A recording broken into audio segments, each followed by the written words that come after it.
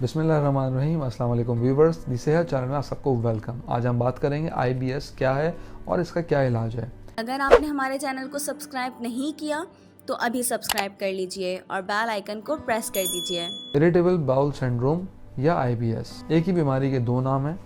ये एक तकलीफ दे और बेसुकून करने वाली बीमारी है। इस बीमारी में निज़ाम हज़म की हसासियत बढ़ जाती है, जिससे दो किस्म की बीमारियां जन्म लेती हैं। एक को IBS-D कहते हैं, यानी डायरिया के साथ बीमारी। इसमें मरीज को स्टूल्स नरम हो जाते हैं। अब हम इसकी अलामत की बात करें।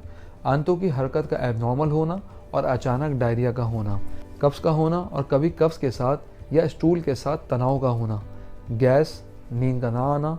अगर आपको इनमें से कोई भी अलामत नहीं है तो 70% इस बीमारी में मुब्तला लोग बदहज़मी का शिकार हो सकते हैं। इस बीमारी में मुब्तला ख़वातीन को माहवारी के दिनों में अलामतें ज़ाहिर हो सकती हैं। इस बीमारी को नफ्सियाती बीमारी भी कहा जा सकता है। अब हम इसकी वजूहात की बात करते हैं। अगरचे इसकी दुरुस्त वजह तो मालूम नहीं है, लेकिन यही कहा जा सकता है कि इस बीमारी की वजूहात में बहुत से अवामिल शामिल हो सकते हैं, जिसमें मैदे की नाली की हरकत में तब्दीली, आसाबी निज़ाम में ख़राबी, दर्द में इजाफा और खाने का हजम ना होना। व्यूअर्स, अगर हम इसके इलाज की बात करें, अगर मरीज़ में हाजमे की या दायमी कब्ज़ की कोई बीमारी ना हो तो इसे IBS का मर्ज़ भी कहा जा सकता है।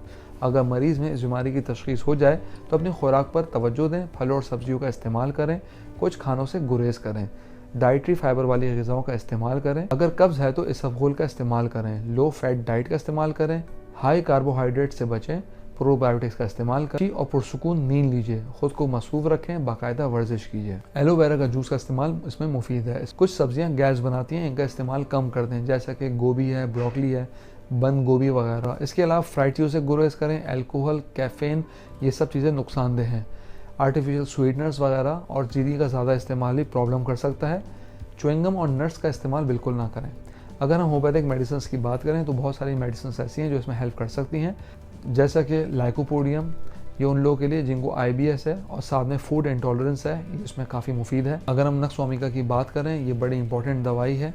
ये उन लोगों के लिए मुफीद है जिनको हाजमे की खराबियाँ भी हों और IBS का प्रॉब्लम साथ चल रहा है। इसके अलावा आर्सेनिक एल्बम, जैसे कि स्टमक क्रैम्प्स, पेट में दर्द हो और ठंडी चीज़ों के इस्तेमाल के बाद दर्द मज़ीद बढ़ जाए।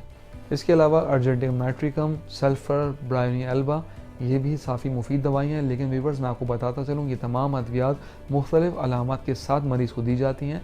चुनांचे कोई मेडिसिन डॉक्टर के मशवरे के बगैर इस्तेमाल ना करें। हम उम्मीद करते हैं आज की वीडियो आपको पसंद आई होगी। कमेंट बॉक्स में अपनी राय से ज़रूर आगाह कीजिएगा। अगली वीडियो तक के लिए अल्लाह हाफ़िज़।